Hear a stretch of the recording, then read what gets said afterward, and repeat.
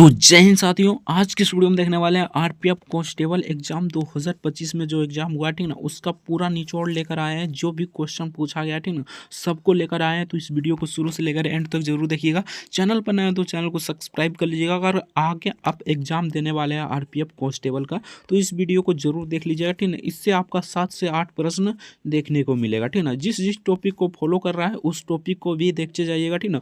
और जहाँ से क्वेश्चन पूछा जा रहा है वहाँ से आपको देख कर जाना है। तो चलिए फटाफट से वीडियो को शुरू करते हैं। टोटल एक यानी कि क्वेश्चन लाए हैं ठीक ना। जितना क्वेश्चन लाए हैं कि आपका 7 से 8 प्रश्न आराम से लड़ जाएगा ठीक ना।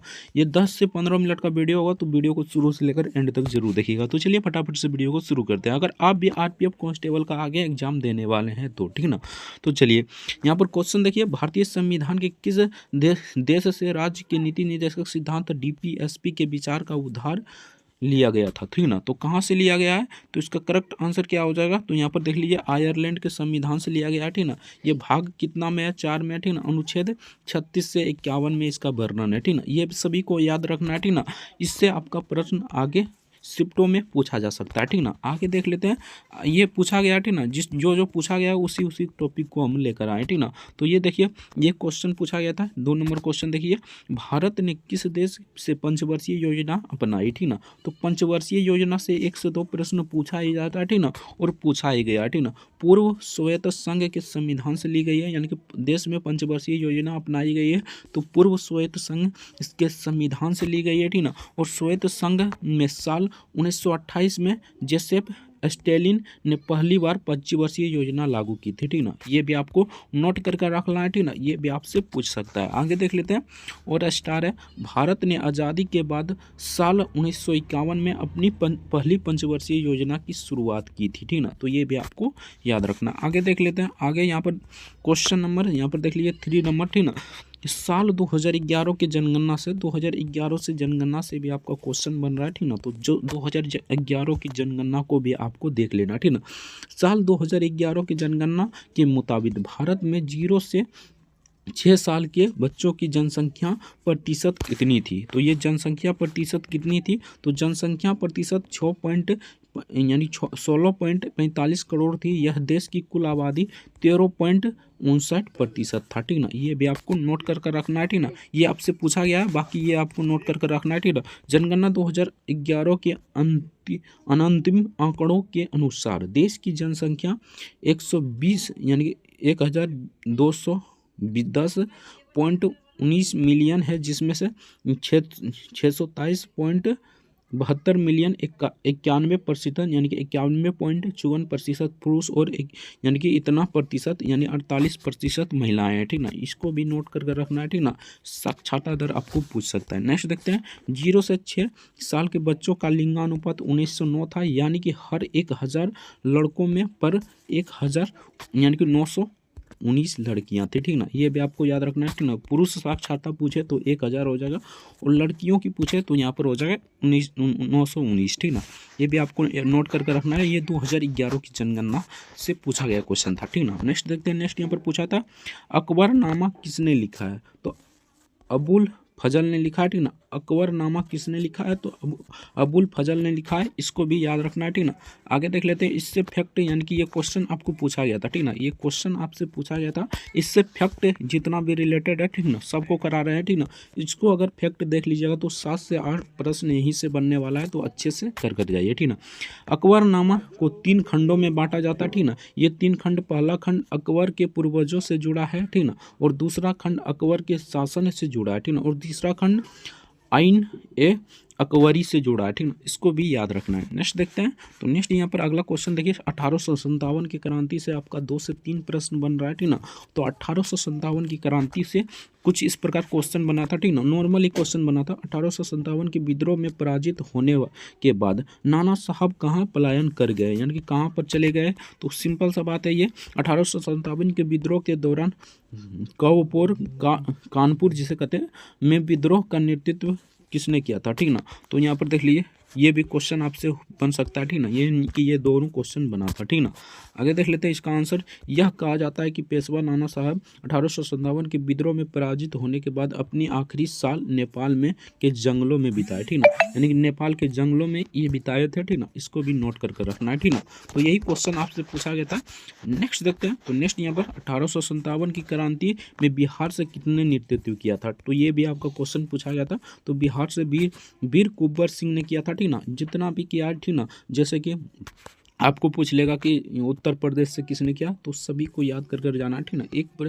यानी कि दो से तीन प्रश्न यहाँ से पूछा जा रहा है, ठीक ना, और हर शिफ्ट में पूछा जा रहा है, ठीक ना। हर शिफ्ट का क्वेश्चन करा देंगे। तो चैनल को सब्सक्राइब नहीं किया तो चैनल को सब्सक्राइब कर लीजिएगा। अगला क्वेश्चन देखते हैं। संविधान संशोधन में कितना अनुमति अनिवार्य है, ठीक ना। तो संविधान संशोधन में कितना अनुमति अनिवार्य है, ये आपसे पूछा गया था। तो भारतीय संविधान के अनुसार किसी भी संवैधानिक संशोधन के लिए राष्ट्रपति की स्वीकृति अनिवार्य है, यानी कि राष्ट्रपति की स्वीकृति बहुत ही अनिवार्य है, ठीक ना। आगे देख लेते हैं। ये क्वेश्चन आपसे पूछा गया था और ये आपका आंसर है, ठीक ना। और भी इसके रिलेटेड फैक्ट जान लेते हैं। कौन सा अनुच्छेद संविधान संशोधन की अनुमति देता है, तो भारतीय यानी कि भारतीय अनुमति, ठीक ना, भारत देता है, ठीक ना। संविधान के अनुच्छेद 368 के तहत संसद को संविधान में संशोधन की शक्ति मिलती है। यह अनुच्छेद संविधान के भाग 20 में है, ठीक ना। ये यानी कि 368 यानी किस भाग में है, तो 20 भाग में, ठीक ना, भाग 20 में है। इसको भी याद करके रखना है, ठीक ना। इंपॉर्टेंट अनुच्छेद को देख लीजिएगा। इंपॉर्टेंट आपको संविधान संशोधन, जैसे कि 42 में संविधान संशोधन को देख लीजिएगा, ठीक ना। जो इंपॉर्टेंट होगा उसको देख लीजिएगा, ठीक ना। उसके बाद आपको क्या करते हैं, ठीक ना, इनके संसद और उनके बारे में आपको चर्चा होनी चाहिए, राष्ट्रपति, ठीक ना। इस आपको देख लेना, डीपीएसपी मूल अधिकार, ठीक ना। इस सबसे क्वेश्चन आपका बन रहा है, ठीक ना। नेक्स्ट क्वेश्चन देखते हैं। 2011 की जनगणना के अनुसार भारत का जनसंख्या घनत्व कितना था, तो 382 व्यक्ति प्रति किलोमीटर था, ठीक ना। तो इसका हो जाएगा 382 प्रति वर्ग किलोमीटर जनसंख्या घनत्व था। नेक्स्ट देखते हैं। तो नेक्स्ट यहाँ इनमें से कौन सा खरीफ फसल है, ठीक ना। तो खरीफ फसल कब बोई जाती है, तो सिंपल सा बात है, खरीफ फसल जून जुलाई में बोई जाती है और अक्टूबर नवंबर में काट ली जाती है, ठीक ना। इसके मुख्य फसल है चावल, मक्का, बाजरा, रागी, सोयाबीन, मूंगफली, कपास, ज्वार, अरहर, जूट, गन्ना, चाय और कॉफ़ी जैसी फसलें खरीफ फसल में आती है, ठीक ना।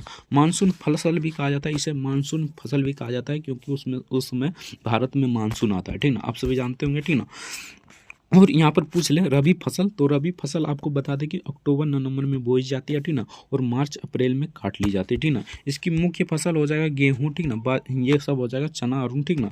तो आप अपने हिसाब से देख लीजिएगा। नेक्स्ट क्वेश्चन देखते हैं। नेक्स्ट यहाँ पर पूछा है क्वेश्चन था, ठीक ना, यानी कि आपका फसल से भी 1 से 2 प्रश्न आ रहा है। जायद फसल जून जुलाई में बोई जाती, यानी कि मार्च अप्रैल में बोई जाती है और जून जुलाई में काट ली जाती है, इसको भी याद रखना है, ठीक ना। उसे गर्मी का भी फसल कहते हैं, ठीक ना। आगे देख लेते हैं। नसीम अल बहर भारत और किस अन्य देशों के बीच नौसेना अभ्यारण्य, ये आपका मतलब कि 2024 में जो करंट अफेयर है ना, पूरा कर जाइएगा। इससे 7 से 8 प्रश्न देखने को मिल रहा है, ठीक ना। 7 से 8 प्रश्न देखने को मिल रहा है, तो इसको भी आपको कर जाना है। यहाँ पर देखिए क्या पूछा गया, ठीक ना। तो यहाँ पर हो जाएगा यानी कि इसका करेक्ट आंसर है भारत और ओमास के बीच, ठीक ना।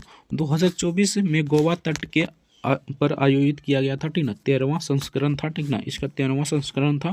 यह अभ्यारण्य 13 से 18 अक्टूबर 2024 के बीच चला था। इस अभ्यारण्य में भारतीय नौसेना के INS चित्रकंद और डोर्नियल समुद्र गश्ती विमान ने हिस्सा लिया था, ठीक ना। वही ओमान की रॉयल नेवी, ठीक ना, के पोत अल शिव ने भी इस अभ्यारण्य में हिस्सा लिया था, ठीक ना। तो ये आपका मतलब कि 2024 का पूरा करंट अफेयर आपको कर जाना है, ठीक ना। 8 से 10 प्रश्न यहाँ से देखने को मिल रहा है। नेक्स्ट देखते हैं। उस्ताद अलाउद्दीन खान किस वाद्य यंत्र से संबंधित है, तो ये सरोद वादक से संबंधित है। सरोद वादक इसका करेक्ट आंसर हो जाएगा। प्रमुख वाद्य यंत्र और उसके वादकों का नाम, ठीक ना, इसको देख लीजिएगा, ठीक ना। यहाँ पर देख लीजिए, ये आपको दे दिया है, ठीक ना। इसको पूरा देख लीजिएगा, ठीक ना। बाकी आप देखना चाहते तो देख लीजिएगा, नहीं देखना चाहते तो लास्ट समय में, अगर नहीं पढ़े तो नहीं देखिएगा, अगर पढ़े तो देखिएगा जरूर, ठीक ना। अगला क्वेश्चन देखते हैं। इनमें से कौन सा बांसुरी वाद्य यंत्र से संबंधित है, तो यहाँ पर देखिए हरिप्रसाद चौरसिया, ठीक ना, इसका जन्म 1 जुलाई 1938 के को इलाहाबाद में हुआ था, ठीक ना। तो ये भी आपका क्वेश्चन पूछा गया था। इनमें से कौन बांसुरी वाद्य यंत्र से संबंधित है? तो हरिश्चंद्र चौरसिया इसका करेक्ट आंसर हो जाता है। नेक्स्ट देखते हैं, जिन्हें संगीत का नाटक अकादमी 1984 में भारत सरकार ने साल 1992 में पद्म भूषण और साल 2000 ईस्वी में पद्म विभूषण से सम्मानित किया गया था, ठीक ना। ये भी आपको फैक्ट याद करके रखना है, ठीक ना। किसके बारे में? तो हरिप्रसाद चौरसिया के बारे में। नेक्स्ट क्वेश्चन देखते हैं। तो नेक्स्ट यहाँ पर पूछा था, बरसात में सड़क के मोड़ पर स्कूटर या साइकिल क्यों फिसल जाती है, ठीक ना। तो ये आपका मतलब कि फिजिक्स से पूछा गया क्वेश्चन था, ठीक ना। तो तेज रफ्तार में मोड़ लेते समय मोटरसाइकिल चालक अभिकेंद्रिक बल की कमी के कारण फिसल जाता है, यानी कि अभिकेंद्रिक बल के कारण फिसल जाता है। तो ये आपको नोट करके रखना है, ठीक ना। आगे भी शिफ्ट में पूछा जा सकता है। नेक्स्ट देखते हैं, वर्ष 2024 में राष्ट्रीय शिक्षक पुरस्कार कितने प्राप्तकर्ताओं को प्राप्त किया गया, ठीक ना। तो इसका करेक्ट आंसर हो जाएगा भारत के माननीय ठीक ना माननीय राष्ट्रपति श्रीमती द्रौपदी मुर्मू 5 सितंबर 2024 को विज्ञान भवन, ठीक ना, नई दिल्ली में 82 चयनित पुरस्कार विजेताओं को राष्ट्रीय शिक्षक पुरस्कार 2024 प्रदान करेगी, ठीक ना। भारत हर साल 5 सितंबर को डॉक्टर सर्वपल्ली राधाकृष्ण की जयंती को राष्ट्रीय शिक्षक दिवस के रूप में मनाता है। तो ये सभी को नोट करके रखना है, ठीक ना। आपको 2024 का जितना भी करंट अफेयर है ना, तो एक बार रिवीजन जरूर कर लीजिएगा, ठीक ना। अगर पढ़े भी नहीं है तब फिर भी एक बार रिवीजन कर लीजिएगा। अगर आपके नज़र से गुजर जाएगा तो आराम से आप वहाँ पर मार दीजिएगा। नेक्स्ट क्वेश्चन देखते हैं। तो नेक्स्ट यहाँ पर पूछा था, लोक मान्य बाल गंगाधर तिलक के द्वारा गणेश उत्सव की शुरुआत कब की गई? तो 1893 में शुरू किया गया था। 1893 इसका करेक्ट आंसर हो जाएगा। ये आपसे पूछा गया क्वेश्चन था। नेक्स्ट क्वेश्चन देखते हैं। तो नेक्स्ट यहाँ पर पूछा था, विक्रम चंद्र चट्टोपाध्याय के द्वारा वंदे मातरम कब लिखा गया? तो वंदे मातरम 7 नवंबर 1876 को लिखी गई थी। तो इसको आपको मतलब कि ये इसका करेक्ट आंसर हो जाएगा। ये भी आपको क्वेश्चन पूछा गया था। नेक्स्ट देखते हैं, इसके बारे में थोड़ा सा फैक्ट जान लेते हैं। वंदे मातरम गीत को विक्रम चंद्र यानी कि चट्टोपाध्याय ने अपने उपन्यास आनंद मठ में 1882 में शामिल किया था, ठीक ना। आगे देख लेते हैं, यह गीत पहली बार 1896 में कांग्रेस के कोलकाता अधिवेशन में गाया गया था, ठीक ना। तो इसको भी याद रखना है, ठीक ना। ये भी आपसे पूछ सकता है, ठीक ना। इसके बारे में फैक्ट बता रहे हैं। जो क्वेश्चन पूछा गया था ये क्वेश्चन है, ठीक ना। तो ये क्वेश्चन आपसे पूछा गया था। बाकी इसके बारे में जितना भी फैक्ट है नहीं ना, सबको बता रहे हैं ताकि आपको याद रहे और आराम से क्वेश्चन अटेम्प्ट करके रहे, ठीक ना। साल 1950 में भारतीय संविधान सभा ने वंदे मातरम को भारत का राष्ट्रीय गान माना था, ठीक ना। तो इसको भी देख लेना। नेक्स्ट देखते हैं, ये क्वेश्चन आपसे पूछा गया था, भारत की तीसरी पंचवर्षीय योजना की विफलता का मुख्य कारण क्या था? तो इसका विफलता का मुख्य कारण क्या था? तो तीसरी पंचवर्षीय योजना यहाँ पर 1966 से 61 का उद्देश्य भारत की अर्थव्यवस्था को आत्मनिर्भर और स्व उत्पादन, ठीक ना, बनाना था, ठीक ना। तो इसका करेक्ट आंसर यही हो जाएगा। नेक्स्ट देखते हैं, ये क्वेश्चन आपसे पूछा गया था, ठीक ना। इसके बारे में फैक्ट दिया गया, इसने बहुत सारे राजनीतिक और आर्थिक संकट का सामना किया है, ठीक ना। भारत चीन युद्ध 1962 में हुआ था, ठीक ना। भारत पाक युद्ध 1965 में हुआ था, ठीक ना। इसको भी नोट करके रखना है, ये भी आपसे पूछ सकता है। इस वजह से सरकार को योजना अवकाश घोषित करना पड़ा, ठीक ना, यानी कि इसका अवकाश घोषित करना पड़ा। तो इसको भी फैक्ट याद रखना। नेक्स्ट देखते हैं, मंगोल साम्राज्य के शासक किस वंश से थे, ठीक ना। तो यहाँ पर देखिए क्वेश्चन क्या पूछा गया था, ठीक ना। यहाँ पर देख लेते हैं थोड़ा, ठीक ना। भारत की तीसरी पंचवर्षीय योजना के विफलता का मुख्य कारण क्या था, ये आपसे पूछा गया था, ठीक ना। तो जान गए होंगे, ठीक ना। मंगोल साम्राज्य के शासक किस वंश से है, ठीक ना। तो ये मंगोल साम्राज्य के शासक गिगिसिड राजवंश के थे, ठीक ना, जिसका नाम साम्राज्य के संस्थापक चंगेज खान के नाम पर रखा गया था, ठीक ना। इसका हो जाएगा यही, ठीक ना। नेक्स्ट देखते हैं। नेक्स्ट यहाँ पर अगला क्वेश्चन देखते हैं, निम्नलिखित में से कौन सी पर्वत श्रृंखला उत्तर और दक्षिण भारत को विभाजित करती है? तो कौन सी पर्वत श्रृंखला है? तो यहाँ पर हो जाएगा विंध्याचल पर्वत श्रृंखला उत्तरी मैदान, ठीक ना, को दक्कन के पठार से अलग करती है। यह पर्वत श्रृंखला उत्तर से दक्षिण भारत को काटती है, ठीक ना। तो इसका करेक्ट आंसर यही हो जाएगा, ठीक ना, दक्कन का पठार। नेक्स्ट क्वेश्चन देखते हैं, यही क्वेश्चन आपसे पूछा गया था। नेक्स्ट देखते हैं। नेक्स्ट यहाँ पर नेक्स्ट क्वेश्चन पूछा गया था, 10 डिग्री चैनल किस से अलग करता है, यानी कि किसको किससे अलग करता है? तो इसका करेक्ट आंसर हो जाएगा भारत, यानी कि ये क्वेश्चन आपसे पूछा गया था, ठीक ना। तो भारत के अंडमान व निकोबार द्वीप समूह में छोटा ठीक ना, छोटे अंडमान द्वीप को कार निकोबार द्वीप समूह से अलग करने वाली जल संधि है जो 10 डिग्री अक्षांश उत्तर में स्थित है। ठीक ना, ये उत्तर में स्थित है, इसको भी याद रखना। ठीक ना, तो इसका करेक्ट आंसर पता चल गया होगा। इसके बारे में थोड़ा फैक्ट जान लेते हैं। ठीक ना, तो यहाँ पर फैक्ट है कि 9 डिग्री चैनल मिनिकॉय द्वीप को मुख्य लक्षद्वीप द्वीप समूह से अलग करता है। ठीक ना, और 8 डिग्री चैनल मिनिकॉय और मालदीव के द्वीप को अलग करता है। ठीक ना, 8वीं समांतर रेखा उत्तरी कोरिया और दक्षिणी कोरिया को अलग करता है। तो ये सभी फैक्ट आपको याद रखना है। ठीक ना, इससे क्वेश्चन आपको आगे शिफ्ट में पूछा जा सकता है। नेक्स्ट क्वेश्चन देखते हैं, भारत का सबसे छोटा केंद्र शासित प्रदेश कौन सा है? तो भारत का सबसे छोटा केंद्र शासित प्रदेश लक्षद्वीप है। ठीक ना, केंद्र शासित कितना है? तो 8 है। ठीक ना, ये सभी आप सभी जानते होंगे। ठीक ना, तो केंद्र शासित प्रदेश यानी कि यूनियन टेरेटरी कहते हैं, उस पर केंद्र सरकार का मतलब कि अधिकार होता है। ठीक ना, तो ये लक्षद्वीप हो जाएगा, सबसे छोटा केंद्र शासित प्रदेश लक्षद्वीप हो जाएगा। बाकी सबसे बड़ा कौन सा है तो कमेंट करके हमें जरूर बताइएगा। नेक्स्ट क्वेश्चन देखते हैं, मुगल वंश की राजवंश से निकला है। ठीक ना, यानी कि मुगल वंश किस राजवंश से निकला है, यही आपसे पूछा गया था। तो इसका करेक्ट आंसर हो जाएगा मुगल वंश मध्य एशिया के तुर्की मंगोल मूल के तैमूरी वंश की एक शाखा था। मुगल वंश के संस्थापक बाबर, चेंगिज खान और तैमूर के वंशज थे। ठीक ना, बाबर का जन्म 14 फरवरी 1483 ईस्वी में हुआ था। ये भी आपको याद रखना। ठीक ना, ये क्वेश्चन आपसे पूछा गया था। नेक्स्ट क्वेश्चन देखते हैं। नेक्स्ट यहाँ पर जैसे देख लीजिए, जो भी क्वेश्चन लिखा रहेगा, ठीक ना, वो क्वेश्चन पूछा गया। ठीक ना, बाकी इसके बारे में थोड़ा थोड़ा फैक्ट बता रहे हैं ताकि आपका आगे एग्जाम में सहूलियत हो। ठीक ना, तो गीत गोविंद किसकी पुस्तक है?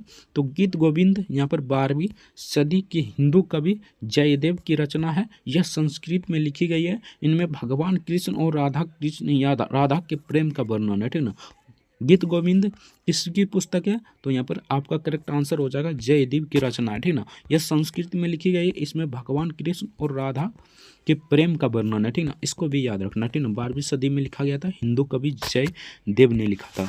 नेक्स्ट क्वेश्चन देखते हैं, यानी कि ये क्या था? तो ये क्वेश्चन था गीत गोविंद किसकी पुस्तक है। ठीक ना, आप सभी जान गएगा। नेक्स्ट देखते हैं, ये भी क्वेश्चन आपसे पूछा गया था, भारतीय संविधान के किस अनुच्छेद में अनुसूचित जनजाति और क्षेत्र के प्रशासन के लिए महत्वपूर्ण प्रावधान है? ठीक ना, तो ये बहुत ही आराम क्वेश्चन था। अनुच्छेद आपको 1 से लेकर 195 तक देख कर जाना। ठीक ना, एक बार देख कर जाइएगा। ठीक ना, और जो मतलब हाईलाइटेड है उसको एक बार अच्छे से देख लीजिएगा। ठीक ना, तो अनुच्छेद 244 इसका करेक्ट आंसर हो जाएगा। बाकी इसके बारे में थोड़ा फैक्ट है, इसको भी देख लेते हैं। ठीक ना, इसके अलावे अनुच्छेद 275 के तहत अनुसूचित जनजाति के लिए कल्याण के प्रोत्साहन दिया गया जाता है। ठीक ना, केंद्रीय साक्षरता दी गई है। ठीक ना, केंद्रीय साक्षरता भी दी गई है, तो इसे भी याद रखना। अगला क्वेश्चन देखते हैं, ये भी आपका क्वेश्चन पूछा गया था, राज्य में एक उच्च न्यायालय के न्यायाधीश की नियुक्ति राष्ट्रपति द्वारा किसके परामर्श पर की जाती है? ठीक ना, तो किसके परामर्श से की जाती है? तो भारत के मुख्य न्यायाधीश और राज्य के राज्यपाल के परामर्श करके उच्च न्यायालय के न्यायाधीश की नियुक्ति करते हैं। ठीक ना, तो इसको आपको नोट कर लेना है। ठीक ना, इसका आंसर यही हो जाएगा। ठीक ना, यहाँ पर क्या पूछा गया था, राज्य के एक उच्च न्यायालय के न्यायाधीश की नियुक्ति राष्ट्रपति द्वारा किसके परामर्श पर की जाती है? तो यहाँ पर देखिए, मुख्य न्यायाधीश या राज्यपाल के परामर्श से है, यानी कि मुख्य न्यायाधीश नहीं होगा तो राज्यपाल कर सकता है। ठीक ना, नहीं तो उच्च न्यायालय के न्यायाधीश से की नियुक्ति की जाती है। ठीक ना, यानी कि तीनों कर सकता है, मुख्य न्यायाधीश भी कर सकता है, राज्यपाल भी कर सकता है और न्यायालय न्यायाधीश भी नियुक्ति इसका कर सकता है। ठीक ना, तो ये आपको नोट कर रखना है, आगे शिफ्ट में पूछा जा सकता है। नेक्स्ट यहाँ पर इसके बारे में थोड़ा सा फैक्ट जान लेते हैं। ठीक ना, जिला न्यायालय के न्यायाधीशों की नियुक्ति किसके द्वारा की जाती है? तो संविधान के अनुच्छेद 233 के तहत राज्य के जिला कार्यालय यानी न्यायालयों के न्यायाधीशों की नियुक्ति उस संबंधित उच्च न्यायालय के परामर्श उस राज्य के राज्यपाल करता है। यानी कि अगर यहाँ पर मतलब जिला में जो होता है, ठीक ना, जिला न्यायालयों की नियुक्ति राज्यपाल के द्वारा किया जाता है। ठीक ना, तो इसका अनुच्छेद 233 में वर्णन है, तो इसको भी आपको याद रखना है। इसका PDF डाउनलोड करना चाहते हैं तो टेलीग्राम का लिंक नीचे डिस्क्रिप्शन में दिया होगा। ठीक ना, तो वहाँ से जाकर इस PDF को डाउनलोड कर आराम से पढ़ सकते हैं। ठीक ना, तो चलिए, तलाक विवाह संबंधित मामले की सुनवाई किस न्यायालय में होती है? तो पारिवारिक न्यायालय या सुप्रीम कोर्ट में होती है। ठीक ना, ये भी आपसे क्वेश्चन पूछा गया था। ठीक ना, तो इसका करेक्ट आंसर है पारिवारिक न्यायालय या सुप्रीम कोर्ट में होता है। नेक्स्ट क्वेश्चन देखते हैं। तो नेक्स्ट यहाँ पर अगला क्वेश्चन, तो यहाँ पर अगला क्वेश्चन में पूछा था भारत में उत्तर दिशा में कौन सा राज्य या केंद्र शासित प्रदेश है, ठीक ना। तो इधर हो जाएगा पूरब, ठीक ना, इधर पश्चिम, इधर उत्तर, इधर दक्षिण। तो बहुत ही सिंपल है, उत्तर में कौन सा है, जम्मू और कश्मीर, ठीक ना। ये 2019 में बनाया गया था, ठीक ना, इसको नोट करना है, ठीक ना। ये पहले एक राज्य था, ठीक ना, अब इसे केंद्र शासित बना गया, ठीक ना। जैसे कि हो गया जम्मू कश्मीर, लद्दाख, ये तीनों केंद्र शासित प्रदेश है, ठीक ना। आगे देख लेते हैं, इसका करेक्ट आंसर यही हो जाएगा। बाकी इसके बारे में थोड़ा सा यहाँ पर अगला क्वेश्चन देख लेते हैं। तो अगला क्वेश्चन ये करंट अफेयर से पूछा गया क्वेश्चन था, अंडर 19 वर्ल्ड बॉक्सिंग चैंपियनशिप 2024 में भारत ने कितने पदक जीता, ठीक ना। तो भारत ने कितने पदक जीता था, तो ये आपका करेक्ट आंसर हो जाएगा 4 स्वर्ण, ठीक ना, 8 रजत और 5 कांस्य सहित 17 पदक जीते थे, ठीक ना। और आगे जान लेते हैं इसके बारे में फैक्ट, ठीक ना। अमेरिका की कोलोराडो में हुआ था, ठीक ना। इसका खेल कहाँ पर हुआ था, तो अमेरिका में कोलोराडो में हुआ था। नेक्स्ट देख लेते हैं, तो नेक्स्ट यहाँ पर हाल ही में यूनियन बैंक ने महिलाओं के लिए कौन सा कार्ड लॉन्च किया है, ठीक ना। तो ये कौन सा कार्ड लॉन्च किया है, तो डीबा क्रेडिट कार्ड लॉन्च किया है। तो इसको आपको याद रखना है, ठीक ना, ये आपसे पूछ सकता है। नेक्स्ट क्वेश्चन देखते हैं, तो नेक्स्ट यहाँ से आपका क्वेश्चन समाप्त हो जाता है, यानी कि यहाँ से आपका क्वेश्चन समाप्त हो जाता है। तो बाकी आगे और भी शिफ्ट का क्वेश्चन जो पूछा गया है ना, उसको भी कराएंगे। तो चैनल को सब्सक्राइब नहीं किया तो चैनल को सब्सक्राइब कर लीजिएगा, वीडियो को लाइक नहीं किया तो वीडियो को लाइक जरूर से कर दीजिएगा। मिलते हैं नेक्स्ट वीडियो में किसी नेक्स्ट टॉपिक के साथ, तब तक के लिए जय हिंद जय भारत, वंदे मातरम। वीडियो देखने के लिए आपका बहुत बहुत धन्यवाद।